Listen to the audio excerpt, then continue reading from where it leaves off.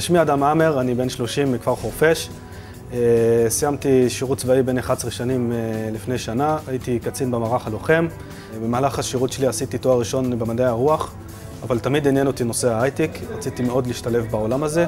שמעתי על תוכנית אקסל HT, הגשתי קורות חיים לתוכנית, התקבלתי ועשיתי קורס של חודשיים כבודק תוכנה של חברת קואליטיסט. תוכנית אקסל HT סייעה לי בלעשות הסבה מקצועית לעולם ההייטק, ובזכותה אני נמצא היום בחברת צ'ק פוינט כבודק תוכנה. אקסל HT זה כמו המדריך שלי לחיים חדשים. להיפתח לעולם החיצוני, חוץ מהלימודים, דברים מעשיים יותר. אקסל HT זה פשוט מצליח. להכיר אנשים שהם חבל על הזמן.